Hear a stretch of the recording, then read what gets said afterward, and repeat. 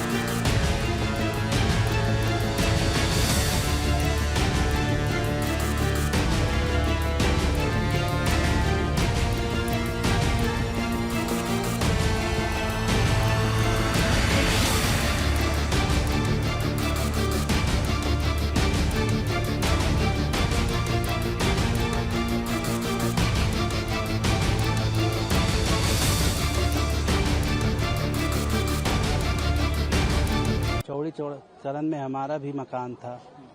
समस्या सब वही जाके दिखता है कि जो सांसद के साथ कोई सांसद किसी के साथ खड़े नहीं हुए। सही बात। रीजन यही था जो सरकारी योजना आई सबको अधिकारी लोग 1 लाख 2 लाख 3 लाख जिसको जैसा हुआ वैसा दिए। किसी कोई संतुष्ट नहीं है मुआवजे से।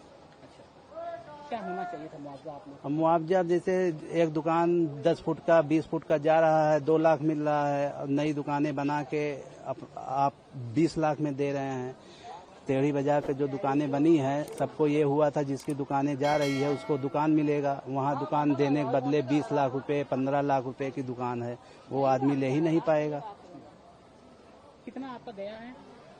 हमारा तो 20 फुट चौड़ा था, 10 फुट गहराई था, इतना गया था। 2 मंजिला मकान था। पूरा चला गया? पूरा नहीं गया, गहराई और था। पैसा कितना मिला आपको? 4 लाख रुपए। आप उससे संतुष्ट हो? उसकी वैल्यूएशन कितनी थी मकान की? अब मकान की अब उस 4 लाख रुपए में 20 यहाँ 10 बाई 10 की दुकान लीजिए, कहीं रोड पे जगह ही नहीं है, मांग इतना है। अब ये सरकारी जो दुकानें बनी है इसकी कीमत ही 20 लाख 15 लाख रखे हैं जो बिल्डिंग में बनी है। तो आप लोग के साथ कहने का छल हुआ? छल तो हुआ ही है, इसी मारा ये दिक्कत आया है। अच्छा, क्या कारण हो सकता है यहाँ से सीट हारने का? सांसद में यही चौड़ीकरण से आदमी संतुष्ट नहीं था। और भी प्रोजेक्ट जैसे गली गली चौड़ा होना है, करना है, आदमी की सोच यही आई कि ना दिया जाएगा तो ये काम रुक सकता है। उचित मुआवजा नहीं मिलता? उचित मुआवजा नहीं मिला और सांसद जी किसी के साथ खड़े नहीं हुए। तो इस समय भाई आप क्या कर रहे हो? दुकान तो आपकी चली गई, फिर क्या कर रहे हो? फेरी वाला काम करते हैं। ये माल इन्हीं से खाते हो? नहीं, ला के माल देते हैं। हमारी दुकान वो सुलभ कॉम्प्लेक्स के ठीक सामने थी। हमारी चौड़ी करोड़ में पूर्ण रूप से हमारी दुकान चली गई थी और मुआवजा हमको 1 लाख मिला था। कितनी बड़ी दुकान थी? वो 10 बाई 10 की थी। किसकी दुकान की है? वो इसी में माला वाला की दुकान थी हमारी। 1 लाख रुपया मिले और फिर उसके बाद में 1 लाख रुपये से आपका परिवार चल गया या दुकानें मिली आपको? कहाँ हमको दुकान फिर कहाँ मिली? वो टेढ़ी बाजार पर आवंटित किए थे तो वहाँ पर उनका जो हमको दुकान आवंटित हुई थी वो 15 लाख 4 हजार कुछ की दुकानें थी। उसके बाद 8% GST था। उसके बाद 70,000 बता रहे थे कि रजिस्ट्री का लगेगा। कितने का पड़ रही दुकानें? वो दुकान थी ये आपका टेढ़ी बाजार में जो बना है विकास प्राधिकरण की थी। दिया नहीं आप लोगों ने? अब उतना बजट ही नहीं था, कहाँ से लेते। उसके बाद वो दुकान मार्केट से एकदम आउट पे है, इसलिए हम लोग वहाँ नहीं ले पाए। तो ये जो दुकानें ये नई दुकानें ये नई दुकानें दशरथ महल के महंत जी ने बनवाया था, क्योंकि हम लोग पुराने किराएदार थे उनके। तो उन्होंने बनवाया, तो अब इधर एक महीना हुआ इस दुकान को लिए। कितने की ये दुकान है? ये दुकान हमको पड़ी 15 लाख की, 12,000 रुपया किराया। कहाँ 1 लाख रुपये और कहाँ 15 लाख रुपये? जी, अब क्या किया, इधर उधर से ले होके सब मांग के, क्योंकि भाई अब बच्चों को भी लिखाना पढ़ाना, अब इस एज में हम लोग क्या कर पाएंगे, मजबूरी में लेना पड़ा हम लोग को। इधर उधर से पैसा व्यवस्था करके सामान जेवर और बेच बाच के किसी तरह हम लोग दुकान अपना लिए। ऐसे वैसे बनता क्या था आप लोगों का, क्या उचित होना चाहिए था? तो हम लोग को उचित होना चाहिए था कि मान लीजिए हम लोग की पूर्ण रूप से जो सरकार ने कहा था कि आपको कहीं विस्थापित करा देंगे, वो करा देंगे, तो हम लोग को जैसे दुकान हम लोग की गई थी, हम लोग को मुआवजा न दिए होते, जो टेढ़ी बाजार में आवंटित हो रही थी हम लोग को निःशुल्क ही आवंटित करा दिए होते, तो कम से कम हम लोग अपना रोजी रोटी अपना किसी तरह करते वहां से। ऐसा नहीं हुआ। ऐसा नहीं हुआ।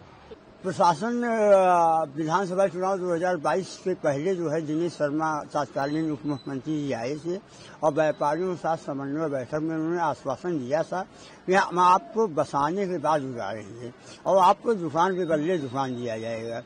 और बाद में योजना का क्रियान्वयन हुआ, दुकानें तो ले ली गई और 1 लाख रुपये नॉर्मल मुआवजा दिया गया। और दुकान के बदले दुकान देने की जो बात किए थे, इन्होंने टेढ़ी बाजार चौराहे पर और कौशलेशपुर रेलवे स्टेशन रोड पर करीब 400 दुकानें बनवाए थे और उसका कीमत मांगने लगे 15 से 20 लाख रुपया।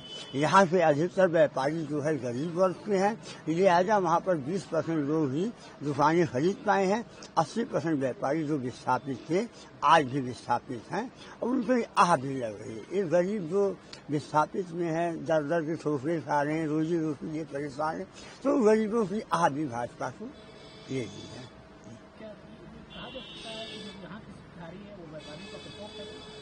हाँ, जैसे आप किसी भी आह नहीं लीजिए, भूमि अधिग्रहण अधिनियम आपने लागू नहीं किया, सहमत के आधार पर आपने जमीन नहीं अधिग्रहण किया, आप चाबुक के बल पर पूरा अधिग्रहण करते चले गए अयोध्या फैजाबाद पूरा शहर, तो चाबुक आप चलाए हैं तो जनता भी चाबुक चला दी वोट के माध्यम से और इनको बाहर कर दी।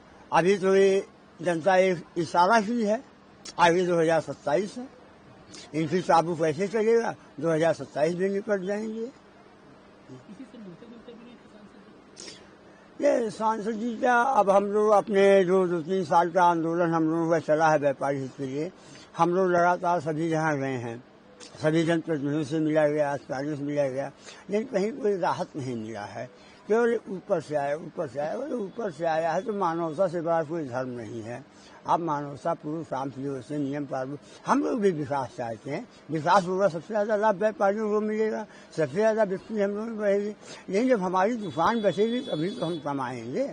दुकान चलिए, अब आप समझ लीजिए, हम लोग लगातार 2-3 साल आंदोलन किए हैं और ये लोग आंदोलन में हमारी बात सुनने के बजाय हम लोगों के ऊपर मुकदमा कई लगाए हैं, दुकान मकान सील कर दिए हैं, सैकड़ों बार हाउस अरेस्ट किए हैं। तो दबंगई एक तानाशाही चलती चली आई है और ये तानाशाही के ऊपर एक लगाम है, एक तमाचा है इनके ऊपर। हमको अब लगता है कि ये सुनेंगे और नहीं सुनेंगे, 27 में भी जाएंगे। चौड़ीकरण में हम 3 बार भुक्तभोगी, 1-2 बार के नहीं। भक्ति पथ में 2 बार, एक बार भक्ति पथ राम जन्मभूमि पथ वाया राम गुलेला होते हुए इसमें भी हम जो है, क्या दुकानें थी? हमारी 2 दुकानें थी, 3 बार चौड़ीकरण में गुमटी हो गई है। कुछ बचा क्या की दुकानें? दुकानें हमारे 30 फुट 20 फुट ऐसे थी, लेकिन अब 10-10 फुट बचा है, फिलहाल ठीक है। क्या मिला मुआवजा? क्या मिला? मुआवजा 1,50,000।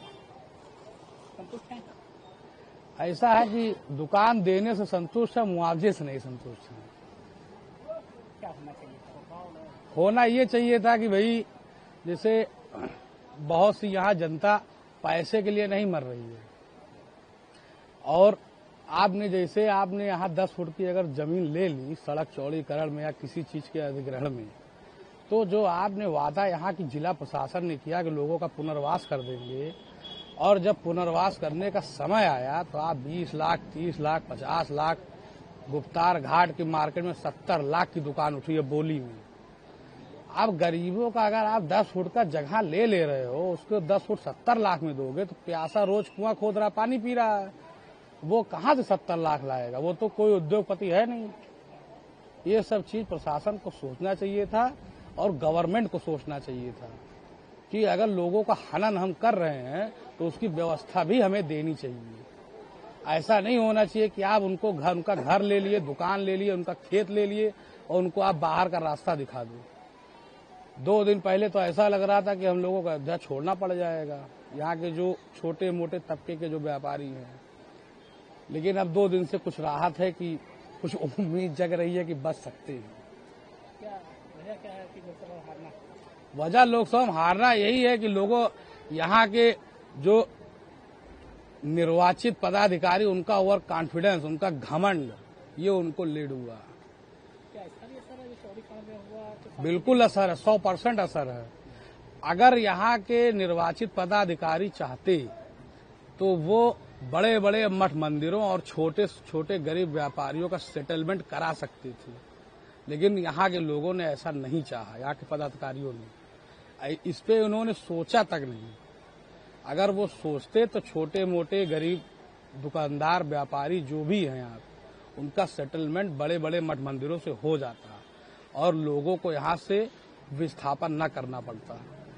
बहुत लोग तो इसमें व्यापारी ऐसे हैं जो शारीरिक रूप से कमजोर थे, जिनकी मृत्यु हो गई हार्ट अटैक से, किसी अन्य चीज से। ऐसे लोग भाई जिनका परिवार में आपके अगर एक आदमी की मृत्यु हो जाए तो आप 2-4 दिन बाद रो करके फिर नॉर्मल हो जाएंगे, लेकिन किसी की रोजी रोटी छिन जाएगी तो पूरा परिवार समझ लीजिए मृतक हो जाता है। यहाँ तो हमने अपनी आंखों से देखा, लोगों की भरी भराई दुकान तोड़ दी गई है और लोग जो है संतोष करके चले गए हैं। उसी का खामियाजा इनको वोट के माध्यम से भुगतना पड़ रहा और उनके अंदर सुधार नहीं है तो आगे भी भुगतना पड़ेगा। अभी बहुत से चुनाव होने, 27 में, 29 में, इन लोगों को मुंह के बल गिरना पड़ेगा।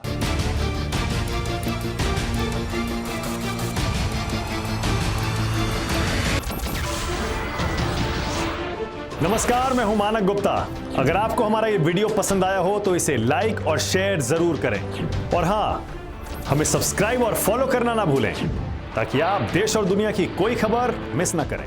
तो जुड़े रहिए हमारे साथ और देखते रहिए न्यूज़ 24।